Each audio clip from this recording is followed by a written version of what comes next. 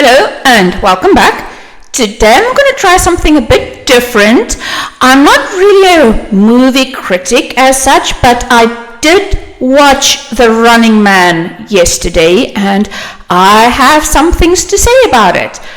Before we continue, however, a little shout out to my in real life friends who got me some diabolical pink bunny gear for my birthday. Thank you guys. So anyway, back to what I was saying. I noticed last year that there was a remake of The Running Man starring Glenn Powell. Now, I can't honestly remember that I've seen Glenn Powell in anything before. I googled him and he's not really in the type of things I watch. I'm going to continue talking and whatever I have to say, I'm not criticizing the actors per se, because I don't know where the distinction between an actor's choices and the director's directing always is. But so this isn't at all meant to criticize the actors or the directors or any one particular person. I don't know where to lay the blame for this movie. And that's the thing. I obviously saw the original or the earlier, the 1987 Running Man with Arnold Schwarzenegger, and even back then I thought it was pretty dumb, like really dumb. It's you've got a lot of really way out there 80s glam type of things with Arnie, including Total Recall and even compared to Total Recall, this was kind of weird. I was never a fan, and I don't know if it was a box office hit or not. I'm pretty sure it has some kind of cult following by now, but that's part of the problem, I think. Producers don't always, Hollywood people, the people with the money, I don't think they realize that when something has a cult following, that doesn't mean that the cult project is worth anything. Like it's not, or no, that's saying it wrong. The Running Man has a bit of a cult following. The reason The Running Man, the 1987, has a bit of a cult following is because a bunch of stuff came together in this super weird, glangy 80s movie, and if you change any part of it, it's not the thing the cult likes anymore. Therefore, remaking it, especially if you're remaking it to a faithful adaptation to the book, it's not going to gain the same cult following. The cult following isn't for the story; it's for all of it together. And yeah, maybe you will have some people who will watch the new movie because they like the old movie, but it's not a guarantee. Like, we know The Room is a very bad movie. Like, I've seen it. It took me a while to get through it. And it's a bad movie. And if you're going to remake it into a good movie, then it's just going to be kind of blah. Like, there's not going to be anything there. And I think the same is true for The Running Man. Now, this is a pretty true to the book adaptation, and I say that as someone who read the book. The Running Man is part of Stephen King's older novels.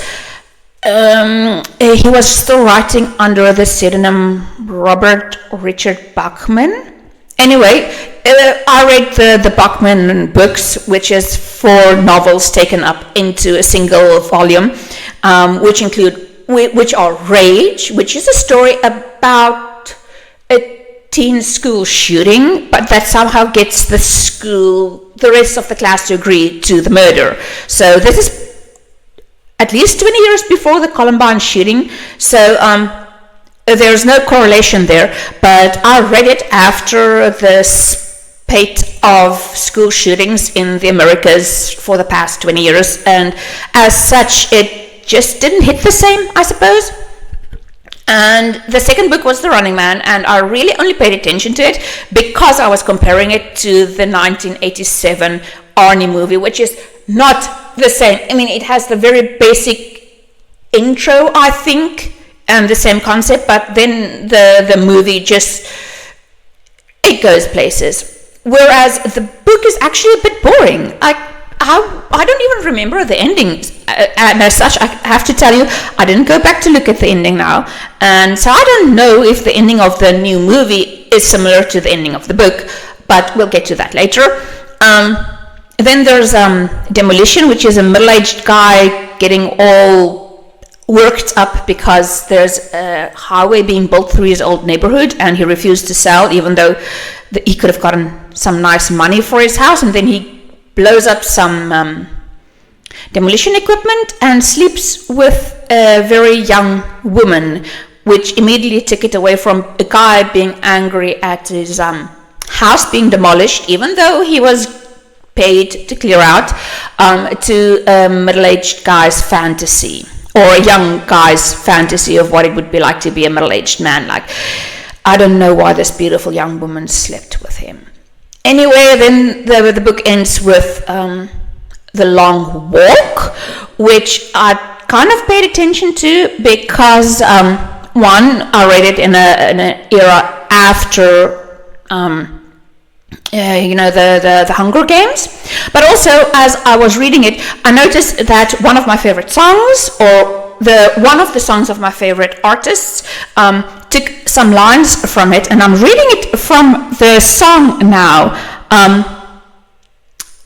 I know I will die alone but loved. You live long enough to hear the sound of guns, long enough to find yourself screaming every night, and if you want, live long enough to see your friends betray you. And that's why I remember the book, The Long Walk, although I see it's been made into a movie as well, and I feel about it about as I'm about as curious about it as I was about this movie, which is not a lot. I was really bored last night. Like, I have played Dota, and I've played Warcraft, or World of Warcraft, and I watched some other movies, and then I was just really bored, so that's why I watched this. And so my biggest first thought is that this is very ironic. Like, this is the book, I suppose, wanted to be a critique on capitalist overreach, I suppose. It has this, or at least media overreach. Like, the story is about a media mogul who has this fantasy world where the very rich people live, and then there's the dystopian underworld where the normal regular workers live. And even in 1977, I feel this was a pretty dated concept, or I don't know.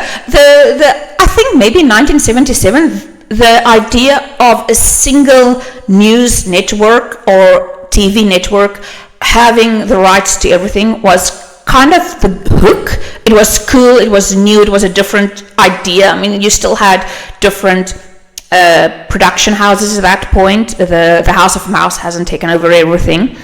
But now this is just really our world, isn't it? Like, the hook is gone. We live in a world where the House of Mouse has taken over everything. Like, and we know the news is being controlled by some few media moguls. I mean, I'm not even trying to be political. I mean, that's just try and figure out what the movie reviews say about a movie. Like, unless you go down to the bottom pages, you only get the paid stuff. So we live in this world. It's just not as obvious. The world of the Running Man is kind of our world today, just dial up to 11. And I think there's been enough movies about that this as a hook didn't really hook me. It's been done, it's been dated. But it's also very ironic because it's about big media, about big networks, and then Paramount, which probably belongs to someone bigger now, made this movie. So they made a movie about a book critiquing big media outlets. So I don't think irony is something that the modern media understands. And the second thought I have is that we didn't really need this remake. Like, as I said, even the Arnie one was pretty awful, and we didn't want a remake. We didn't really need the first one either, because even the first one was ironic. Like, I don't feel there's any way to make this movie unless you're like a really small independent group. Like, it's got to be a really small indie film. That's the only way this is not kind of ironic. And we didn't need a remake. We didn't need a story faithful adaptation either, because it's been done. Like, this isn't breaking new ground. And then just as I was watching, I realized Ben is a dumb name. Even when I read the book, I thought Ben was a dumb name. Like, I don't mind the what's his last name? Richards? That's kind of fine, saying Richards lives, but, or Richards, it's Rich. Anyway, but Ben was not, a guy who's supposed to suffer from extreme rage isn't named Ben. And then I never could figure out the themes of this book. Like, I know the themes Stephen King was going for, and I suppose the themes this adaptation wanted to copy. One is media overreach, which is very clumsily done. Like, it's in your face, it's not subtle, and not new. Then there's maybe the idea of a dystopian inequality, a dystopian future where two groups live very much in equal terms, which again is not new. Also, they force it with a stick. It's like a force onto you with a blunt object. This is so it's not really a theme. It's like the movie preaching at you. Then maybe it could have been about family, but I feel that Ben Richards remembers his family only when the plot needs him to make a point about family. The same goes with his rage. This guy is supposed to be very angry all the time, and I think I'll get back to that later, but one of the things is this guy's only angry when the plot needs him to be angry. This isn't a guy that's angry. This is a guy that gets angry or performs anger when needs be. And then maybe the movie is about revolution, about overthrowing the overlords, but again, this isn't, it doesn't sit well with the movie. One of the things they say is that the Running Man has been happening over and over, and that may be the best thing that this movie says, unironically and by accident, is that media has become a spectacle. It is not about putting good movies out there anymore. It's about a spectacle, about doing the same thing, hoping to cash in on the same money, which is, it's not that blunt in this movie, although it is kind of blunt. It's just not as bluntly said. And The Running Man then ironically is a remake of a movie who has a cult following, and I'm guessing they wanted to cash in on the cult following money. So if it's a critique on the media offering you nothing new, only the same old drag, then yeah, that's a successful message. But it's the only one, and I think it got to that message very much by accident. And then I have to talk about the character being angry. Like, it's supposed to be a superpower, but one, angry people aren't organized. They're trying to make him this person who goes out of his mind with anger, and that's supposed to be a superpower. But I've been around angry people, and they make mistakes. Being that angry makes you make mistakes. Now, the character is also not angry all the time. He's only angry when he has to be angry, when the movie needs him to show that he's angry so that we can know he's angry. But for the most part, the character, and I don't know if that's the actor or the director, it certainly wasn't the original writer, because I even, back when I read the book, thought that Ben isn't really angry. He's just angry when Stephen King needed him to be angry. But this guy isn't angry. He's usually just hurt and confused. That's a lot of the things. He's hurt and confused, and the plot happens to him more than he happens to the plot. You'd think a guy who's angry would be trying to bend the plot to his will, but stuff happens to him and he reacts, which isn't really it doesn't strike me as a guy being really angry, but just a guy being confused and scared all the time.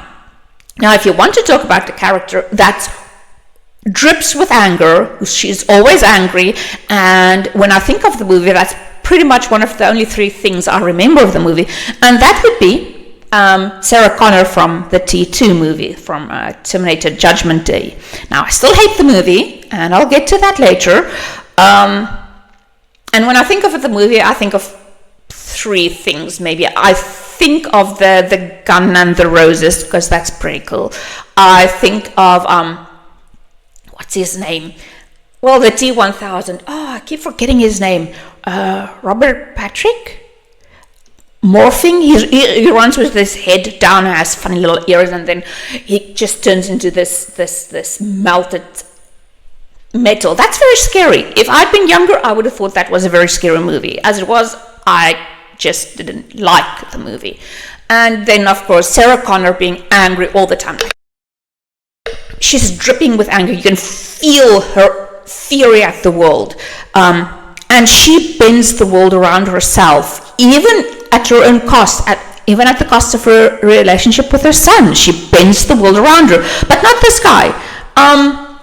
Ben Richard, his stuff happens to him, and then at the end he's like, oh yeah, I'm supposed to be angry. He especially remembers he's supposed to be angry when Josh Brolin reminds him he's supposed to be angry. And I think the little plot point with the young woman he picks up in the car is one, very Stephen King. At least he didn't have sex with this woman, unlike the guy from Demolition. Oh, is it Demolition? Anyway, but she kind of turns to his side very quickly and almost gives her life for the cause, which she didn't believe in like half an hour ago. Her turn to his cause was very sudden. Yeah, she saw some people being shot, but I don't think that would have turned me to this other guy's cause. It would have just confused me. But then again, maybe she's smarter than I am, or more plot savvy than I am, whatever. And finally, I think they blew the ending. I do not know how the original book ended, because as I said, it was pretty boring, and I didn't pay that much attention. Like, I kind of like Stephen King books. There are many Stephen King books, and he doesn't always flub the ending, despite his popular opinion that he does. Go read the book about the guy that eats himself. Yeah, that couldn't have ended any other way. Also, if you didn't know, there was a Stephen King or novella about a guy eating himself. Now you do. Go read that. It's pretty gruesome.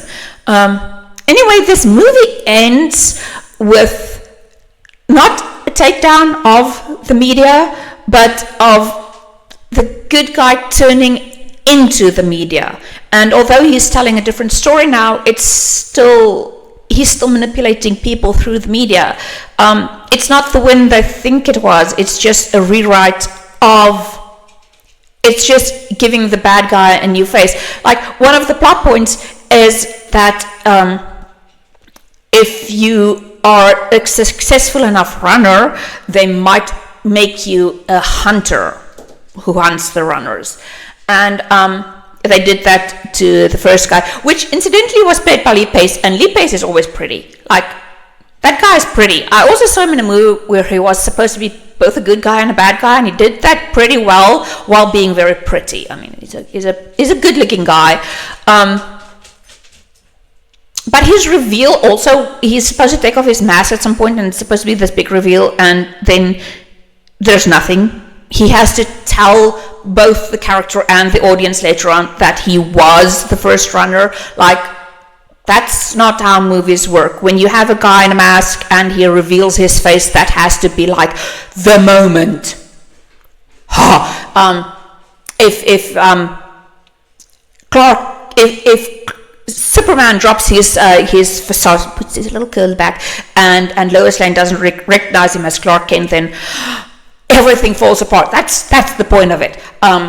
So anyway, they flubbed that. But so they made this guy into a hunter, which is the media didn't die, the institution didn't die. They just changed the good guy to become part of the system, and I feel that's how the story ended. Anyways, that Ben became the system, or maybe a new version of the system, but he's still the system. They didn't dismantle the system. So it's a very poorly done ending, I think.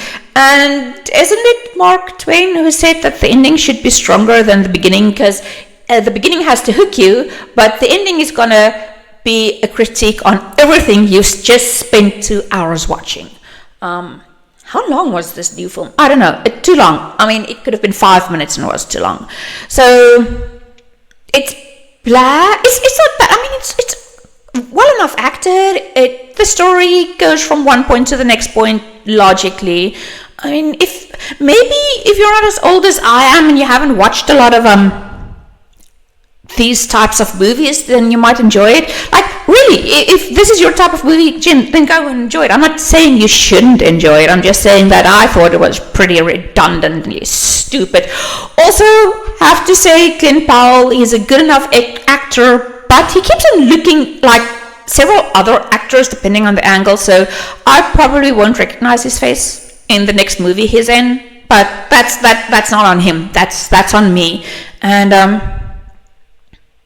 that's about it. This guy, it's a guy who's supposed to be angry, but it's only angry sometimes. He's not rageful, he's just bad at managing his anger, doesn't take down the corporation, doesn't really care about his family that much. Like, they did a fair thing with the sock in the beginning, but then the sock just never features again. Like, that should have been a constant theme. Like, they should have shown him playing with the sock the entire time. And this is on the directors. The directors, they didn't care. I think this is the biggest thing. This movie hit all the marks, but the directors didn't care to elevate it to anything better than just blah. So if you're in the market for a very blah movie, then yeah, go watch the new Running Man. If you're in the market for a very blah book, go read the original Running Man book. If you're in the market for a very blah story that has very bright spandex on, then go watch the Running Man 1987, because yeah, at least they had the spandex, and that's it. Like, subscribe, share. I don't care. I mean, actually, I do care. If you dislike, just tell me what you dislike. I mean, I'm not gonna probably not gonna change. I would just like to know what about me you don't like, or what about this channel you don't like. As I said, I'm probably not gonna change. I'm middle-aged. I only do what I want at this point, or which is governmentally sanctioned. So, at least tell me what you don't like. I mean, if you don't like my face, then it's my face. I can't do anything about it. If you don't like my voice, well, same deal. I can't change it. If you don't like the content, I'm sorry. Whatever. Anyway, I'm going to stop talking now, as Zelenka said, because yeah, stop talking, please. Anyway, have a lovely day, and see you in the next one. Bye.